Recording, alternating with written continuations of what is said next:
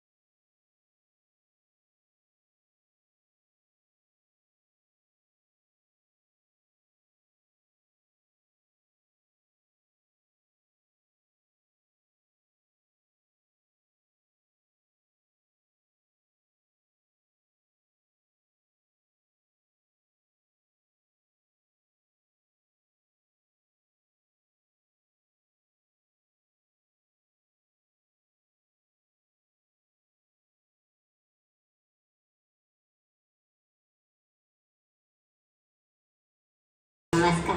કેમ છો દાદી? બસ મજામાં છે. હા, તમારા ચહેરાની મુસ્કાન એવું કહે છે કે તમારા હૃદય ઘણા આનંદિત છે એવું લાગે છે આજે તો. હા, શા માટે આનંદિત છો? એટલા માટે કે અમારું મકાન નવેસરથી મકાન અમારું બન્યું અને અનાળી સાહેબને અમને ઘણી મદદ કરીને અમારું અમે મકાન વાળા થઈ ગયા. એટલા માટે ઘણી ખુશ છે અને અમે ઘણા ખુશી છીએ. બરાબર. તમારું શું નામ છે? મારું નામ સમૂહબેન તો વિજયભાઈ ડામોર. સમૂહ દાદી, જન્મજાતથી તમે જોઈ નથી શકતા કે? ના, હું 1.5 વર્ષની હતી ત્યારથી મારા ભાઈ હતા એક, તો અમને બંને ભાઈ બહેનના માતાજી પધાર્યા હતા. તેમાંથી મારા ભાઈ એક્સપાયર થઈ ગયા અને મારા બાપુજીને મારા બા રડ્યા, એમાંથી મારી આંખો ખીચાઈ ગઈ. બરાબર. તો તમે માનવી દ્રષ્ટિકોણથી તો આ ઘેર કેવું બન્યો છે તમે જોઈ નથી શકતા, બરાબર? પણ તમારો જીવન આ એક જૂનો ઘર હતો. અમે તમને જીવન પર્યાંત રીધા હતા, બરાબર? ને આજે તમને આભાસ થાય કદાચ કે ખરેખર આજે હૃદયની આંખોથી તમે જોઈ શકો છો, તો તમને કેવું મહેસૂસ થાય છે? અમને એવો મહેસૂસ થાય છે કે અમે ઘણા ખુશ છીએ અને અમારા હંમેશ માટે અમારા આશીર્વાદ બધાને ફળતા રહે અને હંમેશ માટે અમારા જેવા લોકોની સેવા કરતા રહે અને હજુ આગળ પ્રગતિ વધારે કરતા રહે એવી મારી શુભકામના છે. અને અનાળી દાદા માટે શું કહેવા માંગો છો? અનાળી સાહેબને અમારા એટલા બધા ખુશ છે કે અમને ઘણા ખુશ કર્યા અને અમારું મકાન સારી રીતે બનાવી આપ્યું. એ માટે અમે એમને શુભકામનાઓ. શું તમને કશું પૈસા આપ્યા અનાળી દાદાને? ના, કે ભાઈ તમે અમારો ઘર બનાવો છો તો પૈસા લેવા એમ વાત થઈ કે? ના, અમને પૈસા નહીં આપ્યા, અમે કશું નહીં કર્યું અને એમની રીતે એમના પૈસાથી એમને લોકોએ બધાએ હળી અને અમને મકાન બનાવ્યું. અને અનાળી દાદા જોડે બીજા બી મિત્રો છે, બરાબર? આ લોકોની એક ટીમ છે યુવાનોની. તો આ બધા જ દીકરાઓ માટે શું કહેવા માંગો છો? બધા દીકરાઓ માટે હું એટલું કહેવા માંગુ છું કે બધા જ હળી અને અમારા જેવા લોકોની બધાની સેવા કરતા રહો અને એમને હંમેશ માટે બધાની સેવા કરતા રહે એવું શુભકામના. અને તમારી એક ચિંતા હતી કે ચલો ઘેર દૂર થઈ ગઈ, તમે ઘેર બની ગયો, સંડાસ બાથરૂમ થઈ ગયો, બરાબર? હા, એટલે એ અમે ખરાબ પરિસ્થિતિમાં હતા અને અમે સારી પરિસ્થિતિમાં આવી ગયા એ બદલ એમના બધા મિત્રોનો ખૂબ ખૂબ આભાર. અને સાથે સાથે એક પણ સવાલ પૂછવા માંગુ કે માનવ જીવનની 3 જરૂરિયાત હોય: ઘેર, કપડાં લત્તા અને ખાવાનું. તો ખાવાનો બી ઘણો લાયક છે અને પૂરી ટીમ, એટલે વર્ષ સુધી તમારો ના ખૂટે એટલો આવ્યો છે. તો શું કહેવા માંગો છો? ખૂબ ખૂબ ધન્યવાદ. ખૂબ ખૂબ. અને જુઓ, તમારા કને એક સારી પલંગ છે, પલંગ પર તમે બેસે છો, સુંદર મજાની પલંગ છે, તિજોરી છે, ખુરશીઓ છે, બરાબર? હા અને બધો અનાજ ભંડાર બી લાવે તો શું કહેવા માંગો છો? છેલ્લે શું કહેવા માંગો? આટલી સેવા અમારી કરતા અમારી રહે. સેવા કરતા રહે અને અમને ખૂબ હંમેશ માટે અમને જરૂર પડે ત્યારે અમે હંમેશા માટે એમના અમારા આશીર્વાદ મળતા રહે અને અમારે ત્યાં આવતા રહે એ હું આશા માનું છું. તમારું નામ શું છે મારું નામ ડામર વિજય કુમાર જીભાઈ, અને તમે ક્યાંના રહેવાસી છો? જાડેજ ગામ એના ફળિયા દાહોદ તારજી દાહોદ. બરાબર. અને તમારી ઉંમર કેટલી છે? મારી ઉંમર લગભગ 60-65 ખરી નહીં? તો તમે જોઈ શકો છો? ના, એટલે આઈ એમ ટોટલી બ્લાઇન્ડ. તો ક્યારથી આ છે તમારી સમસ્યા? મારી સમસ્યા ઘરની તો 3 વર્ષથી છે. ના એટલે તમે બચપન સે જોઈ હા. નથી શકતા કે? નહીં, 7 વર્ષ થયા પછી. એવું છે નહીં? અચ્છા, ઓકે. અને તમારી ઘેરવાળીનું શું નામ? સમૂહબેન વિજયભાઈ જીભાઈ. બરાબર. બાળકો ખરા તમારા? હા જી, 2 બાળકો. હવે આ આજે અમે આવ્યા છે જાલદ ગામમાં, તમારા ઘેર આવ્યા છે, બરાબર? હા જી. તો અહીં આગળ એક સરસ પેલા અમને જોયું કે ઘેર નહીં હતો ને આજે ઘેર મતલબ અઠવાડિયાના અંદર કંઈ 9 એક દિવસમાં એમ સાંભળ્યું છે કે કેમ પડી ગયો? એ તો સર તમારે અને અમારા અનાડી સાહેબને જે કંઈ યુવાથી ભણ્યું ને ખરેખર અમારે બહુ અમે ખુશ છીએ. બરાબર. તો તમે અનાડી ભાઈ માટે શું કહેવા માંગો છો? તમારા હૃદયમાં શું છે? બસ અમારે ખૂબ ખૂબ ધન્યવાદ એમને મળે અને એમને આશીર્વાદ મળે કે એમના શિખર અવસરના સર કરે એવી અમારી શુભકામના. બરાબર. અને બીજા લોકો માટે શું? અનાડી ભાઈ તો ઘણા યુવાન છે, તમારા દીકરા જોવા તો તમે જોઈ નથી શકતા, હા. પણ તમે હૃદયની ઊંડાણથી આ મહેસૂસ તો કરી શકો છો, બરાબર? હા. કે આજે અનાડી દાદાને તમારા માટે એટલું સારું કામ કર્યું છે, તો તમે બીજા યુવાનો માટે શું સંદેશો આપવા માંગો છો? બસ મારો સંદેશ એ છે કે યુવાન મિત્રો ખરેખર આવું કાર્ય કરતા રહે તો એમને કોઈક ને કંઈક દુઆ અને આશીર્વાદ મળતા રહે એવી મારી શુભકામના. બેટા તમારું શું નામ છે? આ બંને જો છે તમારે કોણ થાય? આ પપ્પા મમ્મી છે, બરાબર. અને તમે કઈ ધોરણમાં ભણો છો? કોમ ભણો છો નહીં? તો તમારા મમ્મી પપ્પા તમે તમારો જન્મ થયો ત્યાં સુધી જોતા નથી ને? તો મારે એમ કહો કે પેલા ઘેર કેવો હતો તમારો? ભાગેલો પડેલો ઘેર હતો, અને પાણીથી પડતો એવું હતું કે સમસ્યાઓ? અને એમ સાંભળ્યું કે સાપ બી નીકળ્યા હતા? એવું છે? તો તમારો ઘેર કોને બાંધ્યો? અનાડી ભાઈ. તો અનાડી ભાઈ માટે શું કહેવા માંગો?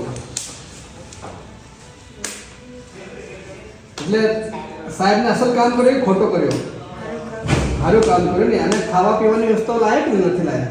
હું લાયક બધું એટલે દાળ ભાત લાયક કેવું છે? બધું જ લાયક છે. તો તું મોટો થઈને ભાઈ તમે શું ભણવાનો છો? શું ભણીશ બોલ? પોલીસ બનીશ. Very good. તો આ જવાન પોલીસ બનવાનું છે. તો શું અનાડી દાદાએ તમારા માટે જો કર્યું છે ભવિષ્યમાં પ્રેરણા લઈને, એટલે તમને લાગે કે તમે બીજા માટે મદદગાર બનશો? તમે બનશો મદદગાર? Very good. તો અત્યારે આપણે આ બંને દાદા દાદીના જે દીકરા જોડે વાત થઈ છે, આવો આપણે અનાડી દાદા જોડે વાત કરીએ. તમે આ કઈના ગામના છો હાલમાં? જાલદ ગામ. તો શા માટે તમે એકચ્યુઅલી આ જોયું અમને કે દાદા દાદી બંને બ્લાઇન્ડ છે, આ લોકોના એક દીકરો 2 દીકરા છે, તમે આયા તો આ ઘેર બાંધ્યો, તમને એક નવું કામ કર્યું છે, તો આ પ્રેરણા તમને કઈથી મળી આ કામ કરવાની? મને હું ખજૂરભાઈના આમ ફ્રી ટાઈમ રહેતો ત્યારે ખજૂરભાઈના વિડીયો જોતો હતો સોશિયલ મીડિયામાં. તો એક પહેલાં તો મારી પરિસ્થિતિ આવી જ હતી કે હું એક ગરીબ ઘરથી જ આવું છું. ગરીબ એટલે ગરીબ ઘરથી જ આવું છું. મેં મારી જિંદગીમાં બહુ ટેકલ કર્યું છે. તો અમુક વાર ફ્રી રહું તો આ બધું મહેસૂસ કરું કે ખરેખર યાર હવે હું થોડોક તો કેપેબલ બન્યો છું, તો હું કોઈનો સહારો બનું, કે જરૂરિયાતમંદ લોકો એમનો થોડો સહારો બનું. અને એવામાં ખજૂરભાઈ આવા મારા જેવા કામ કરતા રહે છે. તો ખજૂરભાઈને હું વિડીયો જોતો હતો. તો પછી એક પહેલાં તો આ મારું બીજું ઘર છે, ખડદા ગામમાં એક ધનપુર તાલુકાના અંદર મેં ઘર બનાવ્યું હતું.